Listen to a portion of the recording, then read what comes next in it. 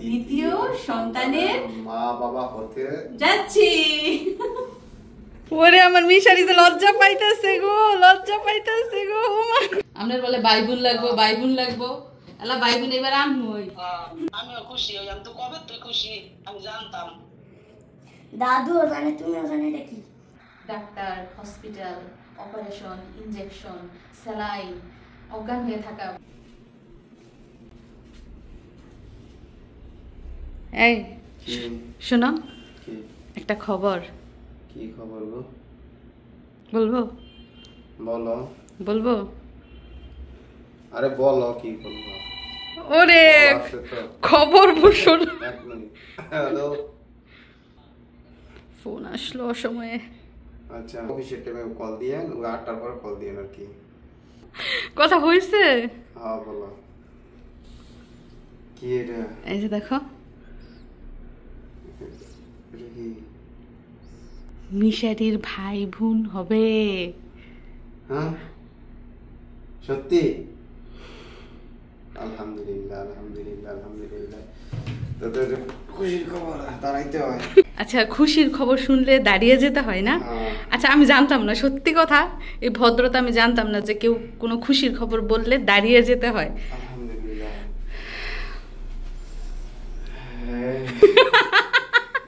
পৃথিবীর সবচেয়ে সুখী লোক, দেখেন কি হাসি দিছে, কি হাসি, মাশাআল্লাহ মাশাআল্লাহ। মিশারি এদিকে আসো।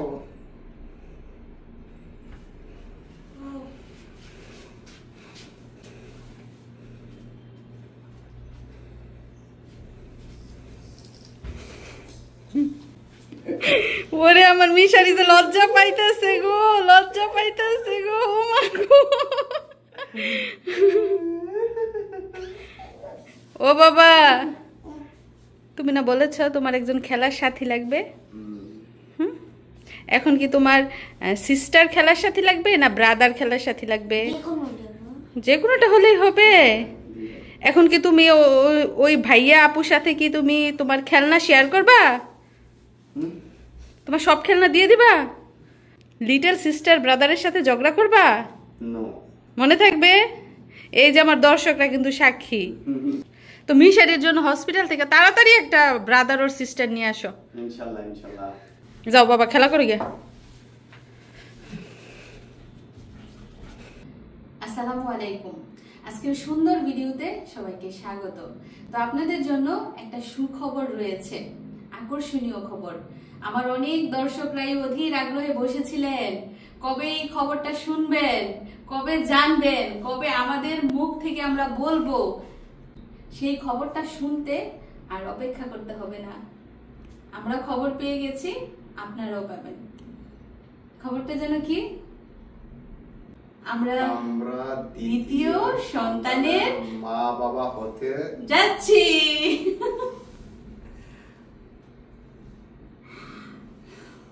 হ্যাঁ, আমরা দ্বিতীয় সন্তানের মা বাবা হতে যাচ্ছি। প্রথমে আমাদের এক পুত্র সন্তান আল আলিফ মিশারি, আর এখন আমাদের দ্বিতীয় সন্তান আসবে ইনশাআল্লাহ। তুমি কতদিন অপেক্ষা করেছো এই খবর শোনার জন্য? খুব বেশি দিন না, অল্প দিন। অল্প দিনে আল্লাহ তোমার মনের ইচ্ছা পূর্ণ করছে না? তুমি বিশ্বাস করো আল্লাহ তোমাকে সর্বদা সাহায্য করে? অবশ্যই, কেন না।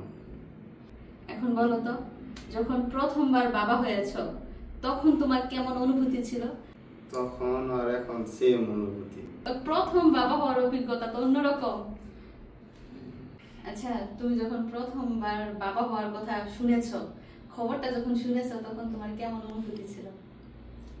অনুভূতি কিরকম? বিদেশে ছিলাম না তখন, মোবাইলে ফোন দিয়ে বলছে, মা বলছে, প্রথম শুনে খুশি হয়েছি, আবার একটু কান্না কান্না ভাবও চলে আসছে। কারণ দেশে নাই তো, বাহিরে, আর প্রবাসীদের তো লাইফ এইটা। আর এখন কাছে আসো, এই কারণে ওই কান্নার ভাবটা নাই, কিন্তু খুশিটা একটু বেশি। আর তখন যে তুমি কি পরিমাণ খুশি ছিল ওটা তো আমরা দেখতে পারিনি, কারণ তুমি পাশে ছিলে না। এখন তো তোমার মুখ থেকে ওই খুশিটা ঝরতেছে, মুক্তার মতো ওর মুখ থেকে হাসি ঝরতেছে। আর একটা বিষয় হচ্ছে, আমার শাশুড়ি মা ওনাকে খবর বলেছিল মিশারির সময় ফোন দিয়ে। তারপর মিশারির জন্মের সময়ও তো তুমি ছিলে না, এটা ওনার কিন্তু আরো একটা অপূর্ণতা। টেনশনে ছিলাম প্রচুর, মানে বিদেশ থেকে উনি অনেক টেনশন করছিল মিশারির জন্মের সময়, যাক আলহামদুলিল্লাহ কোনো সমস্যা হয় নাই। তো এই হচ্ছে বাবাদের অনুভূতি। মানে পুরুষ মানুষ কিন্তু তাদের অনুভূতি মুখে প্রকাশ করতে পারে না। দেখবেন পুরুষ মানুষ কান্না করলেও কিন্তু চোখ দিয়ে পানি পড়ে না, চোখ লাল হয়ে যায়।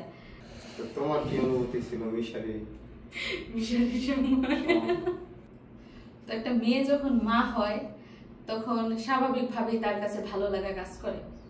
আবার প্রথমবার যখন মা হয় তখন তো আরো বেশি ভালো লাগে। তো মা হওয়ার অনুভূতি তো সবারই একই রকম। সন্তানের মুখ থেকে মা ডাক শুনবে এই অপেক্ষা তো সবাই করে।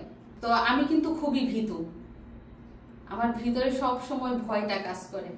আমি একটা ইনজেকশন নিতেও ভয় পাই, আর সেই ভয়ে ভয়ে আমি এতদিন বাচ্চা নেই নাই। আর মিশারি হওয়ার পর আমার এই ভয় দেখে, আমার কষ্ট দেখে মিশারির আপু বলেছিল যে আমাদের আর বাচ্চার দরকার নাই, আমাদের একটা হলেই হবে।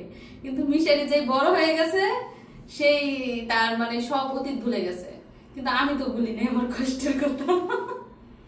কি কষ্ট আল্লাহ। যাই হোক, প্রেগনেন্সি কালীন সময়ে একটা মায়ের কিন্তু অনেক কষ্ট হয়, অনেক অসুখ থাকে। শোয়া থেকে উঠতে পারে না, রান্না বান্না করতে পারে না, ঠিক মতো খাওয়া দাওয়া করতে পারে না, চলাফেরা করতে পারে না, কতই না কষ্ট। তো মিশারি যখন প্রথম আমার গর্ভে আসে, যদিও আমার বয়স ছিল তখন 17 বছর, আমার 17 বছর বয়সে মিশারি আমার গর্ভে আসে। কিন্তু তখন না আমার কোনো অসুখ ছিল না, আমি বমি করেছি বলে আমার মনে হয় না। কোনো ঠান্ডা ছিল না, কাশি ছিল না, জ্বর ছিল না। কিন্তু এখন এসে আমার মনে হচ্ছে যে দুনিয়াতে যত অসুখ সব বুঝে আমার শরীরে এমন ফিল হয়, এমন অসুস্থতা বোধ হয়। আর মিশারির সময় তো মিশারির বাবা ছিল বিদেশ, আমি ছিলাম শ্বশুর বাড়িতে। তো আমার শ্বশুর বাড়ির প্রত্যেকটা সদস্য আমাকে এত যত্ন করেছে, আমার মনে হয় এই জন্যই আমি অসুস্থ ছিলাম না। আর এই বিদেশ বাড়িতে এখানে তো যত্ন করার কেউ নাই, দেখাশোনা করার কেউ নাই, এজন্য হয়তো বা আমার অসুস্থতা বেড়ে গেছে। আর আমি কিন্তু খুবই অসহায়। দেখেন এখানে আমার মা নাই, বাবা নাই, শাশুড়ি নাই, বোন নাই, কে আমাকে দেখবে? সারা দিন যদি ঘরের মধ্যে শুয়ে থাকি, না খেয়ে থাকি, তারপরেও কেউ দেখার মানুষ নেই, কেউ সেবা করার মানুষ নাই। তো উনি হচ্ছে চাকরিজীবী, সেই সকালে চাকরিতে যায়, সারা দিন ডিউটি করে সন্ধ্যার পর বাড়ি ফিরে। তো একটা পুরুষ মানুষ সারা দিন ডিউটি করে সন্ধ্যার পরে আসলে কি তার ইচ্ছে করবে সংসারের কাজ করতে? না স্ত্রীর সেবা যত্ন করতে ইচ্ছে করবে? তারপরে উনি যতটা পারে আমাকে সাহায্য করে, আমাকে সাপোর্ট করে। আর আমিও ওনাকে প্রেশার দিই না, কারণ উনি চাকরি করে, এমনিতেই তো ওনার মাথায় কত প্রেশার, আবার কিসের প্রেশার দিব? তো আমি অসুস্থ থেকে যতটা পারি রান্না বান্না করি, সংসারের কাজ করি, ছেলেকে পড়াশোনা করাতে হয়, ছেলেকে কেয়ার করতে হয়। তো সবকিছু মিলিয়ে অনেকটা অসহায় অবস্থায় কিন্তু এখানে আছি। তো কবে দেশে যাব, দেশে যাওয়ার পর সবাইকে দেখব, সবার যত্ন পাবো, সেই আশাই আছি। মিশারির সময় তুমি পাশে ছিলে না, একবার কি তোমার ইচ্ছা আছে আমার পাশে থাকার? মানে এইখানে থাকি আর ওইখানে থাকি, তুমি পাশে থাকবাই। তো শুনে রাখছেন, উনি এবার আর কোনো ভাবেই আমাকে একা ছাড়বেন না, উনি সবসময় ছায়ার মতো আমার পাশে থাকবেন। আমি খুবই খুশি হয়েছি। তো ওনার অনুপস্থিতিতে মিশারির সময় কিন্তু আমার বিন্দু পরিমাণ কোনো অসুবিধা হয় নাই। আল্লাহ যেমন সহায় ছিলেন, আমার পরিবারের প্রত্যেকটা সদস্য আমাকে সাপোর্ট করেছে।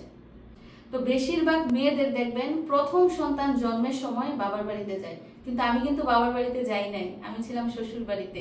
তো একটা মেয়ে কতটা আদর যত্নে থাকলে বাবার বাড়িতে না গিয়ে শ্বশুর বাড়িতে থাকে, এখন ভাবেন। মিশারি যখন আমার পেটে ছিল তখন আমার শ্বশুর বেঁচে ছিলেন, আমার যখন যেইটা লাগতো আমার শ্বশুর এনে দিতেন। তারপর আমার দেবর দেশে ছিল, দেবর এনে দিত।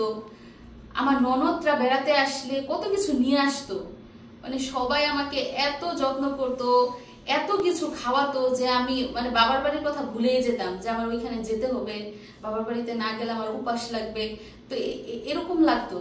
তো আমাকে হসপিটাল নিয়ে যাওয়ার আগে আমার ননদ ছোট্ট বাচ্চা নিয়ে, তার হাজবেন্ডকে নিয়ে রাত 2টায় সেই মোটরসাইকেলে করে শীতের রাতে বাড়িতে চলে এসেছে।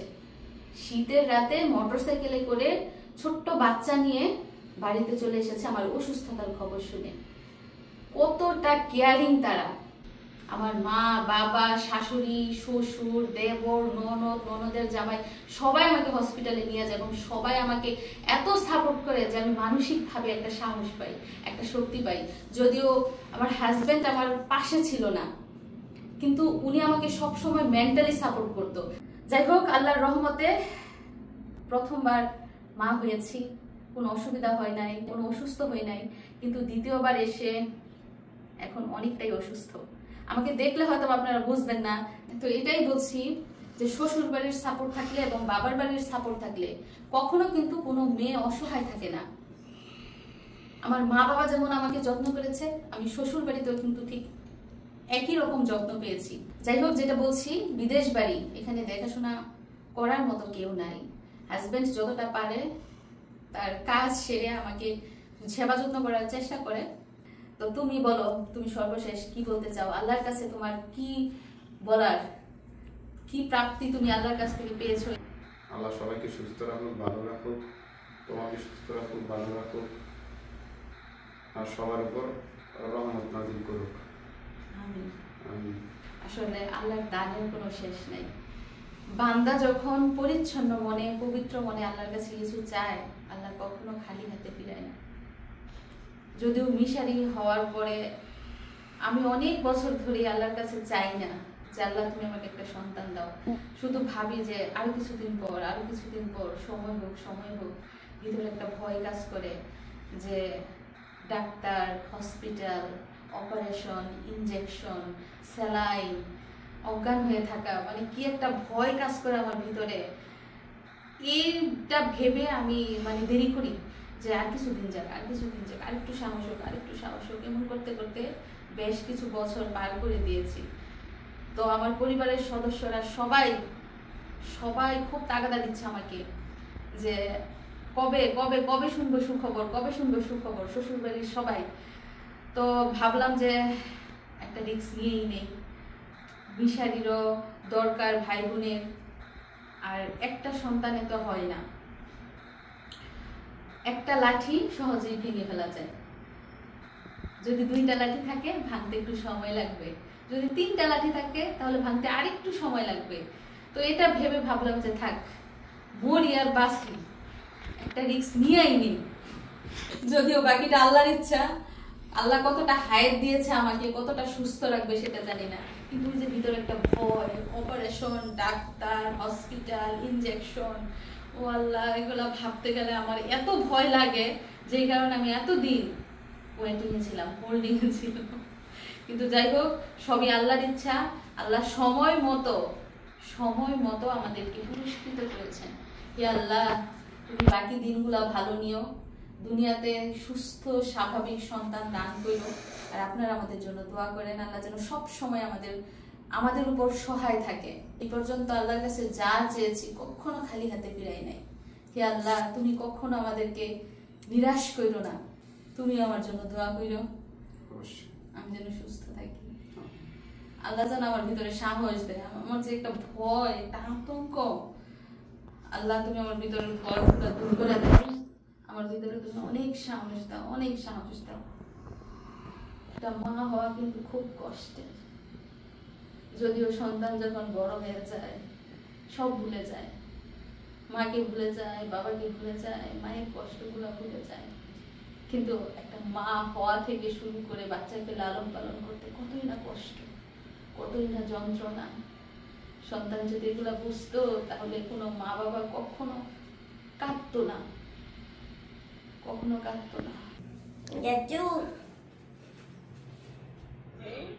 মায়ের হসপিটাল থেকে আমার জন্য একটা বাবু নিয়ে আসবো। আলহামদুলিল্লাহ।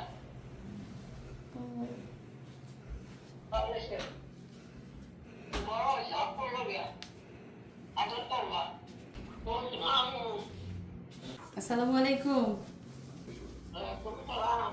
কেমন আছেন? আমরাও ভালোই। শুনছেন নি খবর? আপনার নাতি কি কইছে?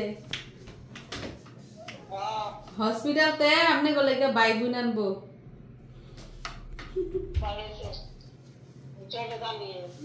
আপনি কেমনে জানেন?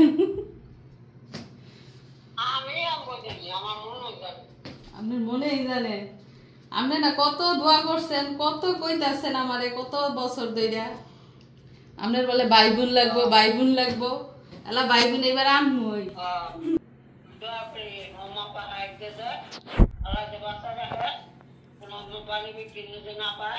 মিশারির সময় তো আপনি আসিলেন, মিশারির দাদাই আসিল, কত মানুষ আসিল, বাড়ি ভরা, সবাই দেখছে, খেয়াল রাখছে। এখন তো কেউই নাই।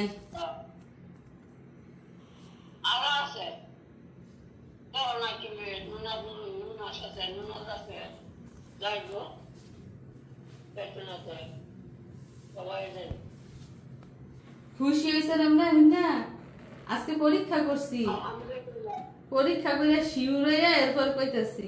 আর আপনি তো বলে আগেই জানেন, আগেই বলে মা মনে বইলা দিছে।